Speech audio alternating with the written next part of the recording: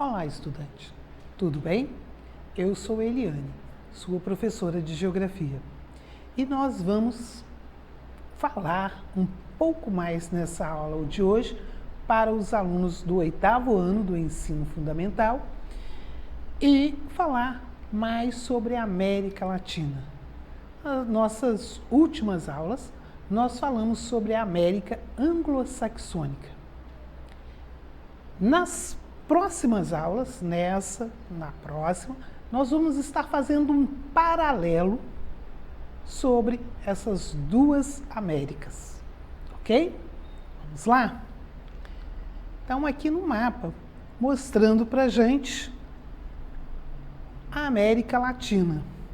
Lembrando que essa não é uma divisão física, porque nós temos toda a América do Sul. Vamos estar observando isso aqui. Opa, desculpa, pessoal. Nós temos aqui, ó, olha, toda a América do Sul, toda a América Central, tá? Opa. E uma pequena parte da América do Norte, no México, ok? Mas como nós falamos, a nossa aula é voltada para as questões culturais, sociais e econômicas. Então, é uma divisão socioeconômica e cultural. Tranquilo? Uma das principais regionalizações do continente americano tem como base a origem dos colonizadores. Então, um fator primordial é a cultura. Também, nós não podemos esquecer das questões econômicas. Que divisão é essa? América Latina e América Anglo-Saxônica. Tranquilo? A formação histórica do continente americano, tá? Os europeus, eles aqui chegaram para colonizar, né? Eles vieram para a América, ok? Quando eles chegaram aqui, encontraram um continente vazio? Não. Tinham povos. Alguns não, nós vamos dar a eles os nomes de povos pré-colombianos. Povos que estavam na América antes da chegada de Colombo. E detalhe, nós falamos nas últimas aulas sobre a América Anglo-Saxônica. Por quê? Por que eu estou explicando isso? Porque lá também tinham povos que estavam antes da chegada dos colonizadores, ok? E esses povos pré-colombianos, como eu disse, olha aqui, ó, de branco. Opa, deixa eu mudar essa cor aqui para ficar melhor, né? Voltar para o vermelho. Aqui, ó, tá? Esse risco meu não ficou muito legal, não, né? Vamos colocar tudo isso aqui. Nessa região, nós vamos ter a América Anglo-Saxônica. Agora, aqui nós temos a América Latina. E observando todos esses nomes, tá? Nós temos o quê? São povos que viviam aqui, que tinham uma cultura, que tinham costumes, que já tinham uma sociedade. Alguns deles eram coletores e caçadores, tá? Mas nós vamos encontrar aqui nessas civilizações grupos tão bem estruturados quanto a sociedade europeia naquela época. Tinham cidades, tinham uma estrutura social montada.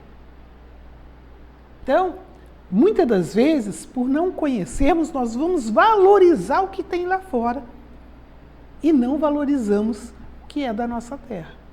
Nós vamos buscar fazer um paralelo hoje, conhecer e ver que o desenvolvimento tecnológico não é o que nós conhecemos, mas ele era muito avançado. A arquitetura, a engenharia, coisa fantástica.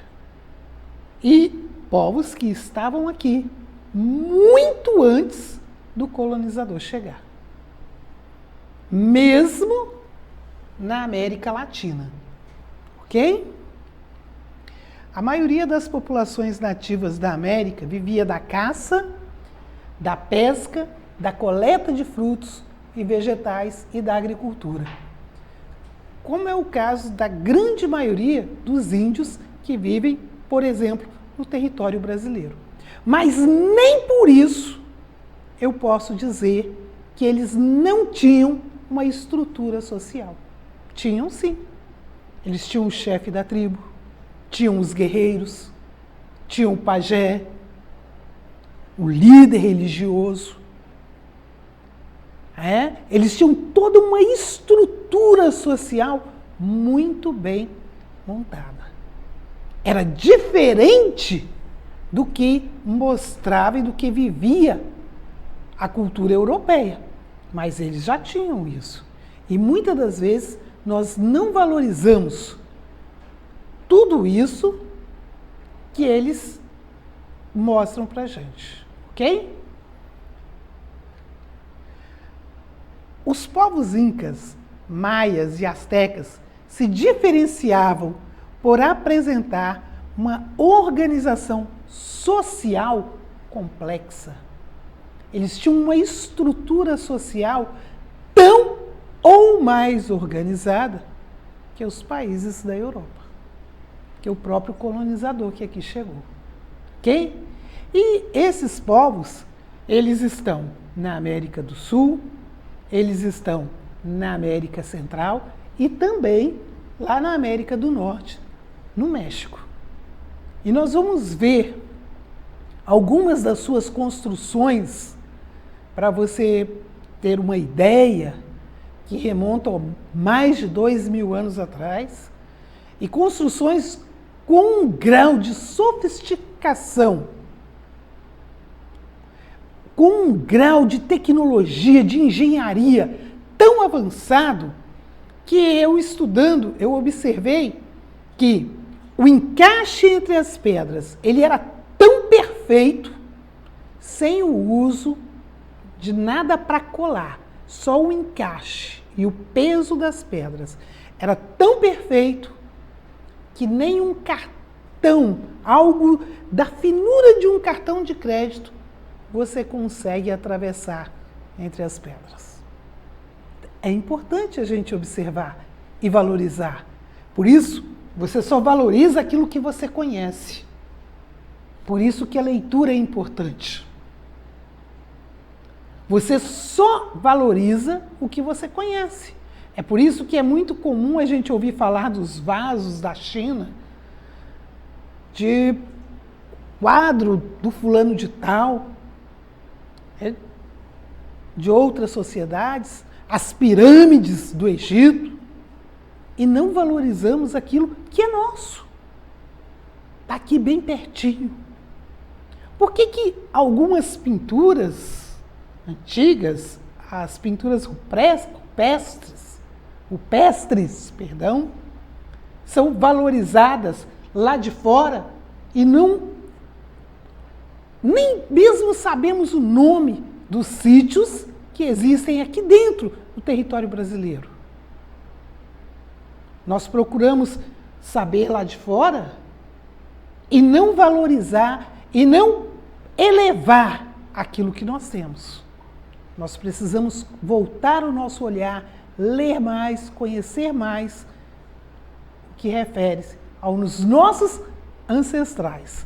Não esqueça disso. Como fruto de uma população que é o resultado da miscigenação, esses povos pré-colombianos são nossos ancestrais também. Aqui nós temos a fotografia de um templo, né, no México. É interessante como eles foram construídos e uma coisa que eu achei fantástica. Nessa construção, nós podemos caminhar até o topo delas. Nas pirâmides do Egito, não. Eu achei interessante o que o autor colocou. O fato de que essas construções são hiper antigas, mais de 2000 anos. O encaixe dessas pedras, porque hoje nas nossas construções, nós usamos o tijolo, pedras variadas, mas nós temos a cola, que é o cimento, não é isso? Aquela massa que coloca, que vai estar juntando, que vai estar tapando as frestas. Aqui não. Nós temos o encaixe das pedras. Aí eu fico pensando, que instrumento foi usado para cortar com tal precisão? Como que eles carregavam essas pedras? Que eram pesadas, são pesadas, né? Elas são antigas, mas existem e resistiram ao tempo.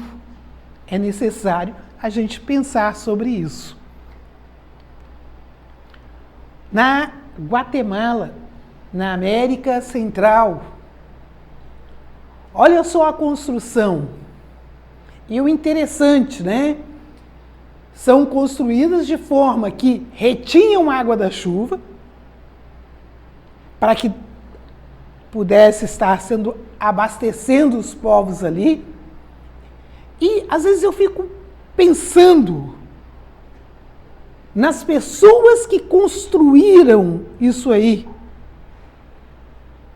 Como que carregavam? Porque, pelo que mostra a história, nós não temos o relato do uso de animais de carga, nem da roda. Na América, na época dessas construções, não tinha o uso da roda. Recente, eu vi numa entrevista na televisão, alguém daqui de Valadares, o senhor José Altino, falando de quando ele chegou na Amazônia, lá não se conhecia a roda. Aí veio mais uma comprovação sobre essas questões aí, porque o senhor José Altino, chegando na Amazônia, isso não foi há muitos anos atrás assim, ter sido uns 50 anos atrás. Não sei nem se foi isso tudo, mas ele usou essa expressão. E nessas construções, eles não tinham esse elemento. Então é para a gente avaliar um pouquinho e conhecer. Porque eu quero conhecer as pirâmides do Egito. E será que eu tenho consciência dessas construções no meu continente?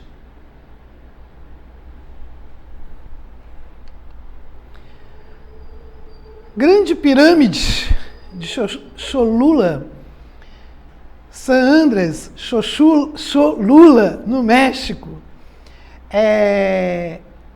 Olha só as retas, como que era feito. Olha a engenharia que foi usada.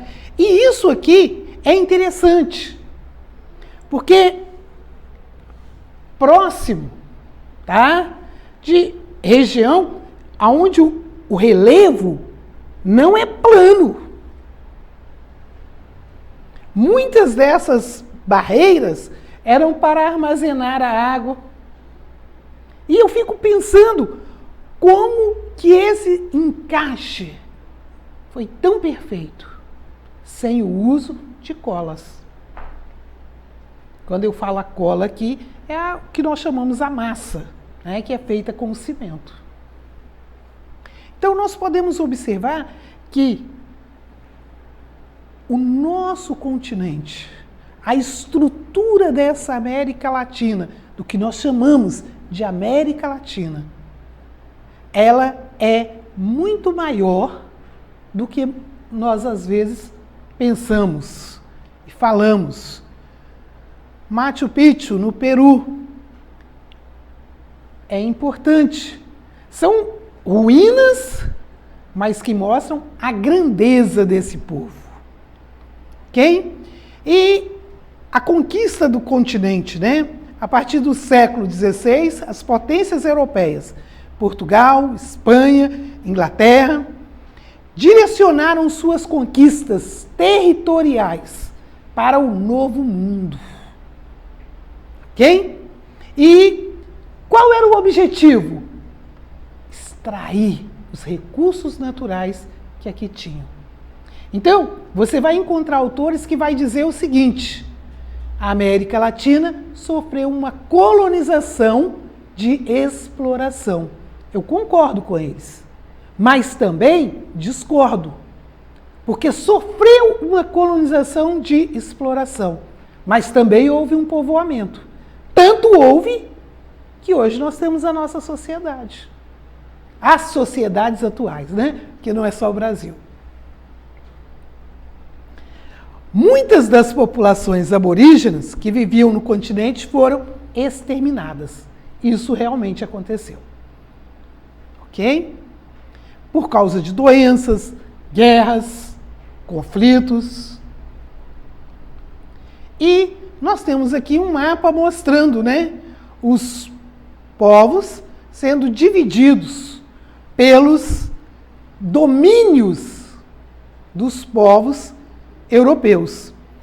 O espanhol, olha aqui, tá? Nós podemos observar o português chegou aqui, o francês chegou nos Estados Unidos, também no Canadá, o inglês, tá? Olha aqui, ó, chegou no Canadá também, mas nós não podemos esquecer que eles também colonizaram os Estados Unidos, os holandeses, dinamarqueses, foram os principais colonizadores.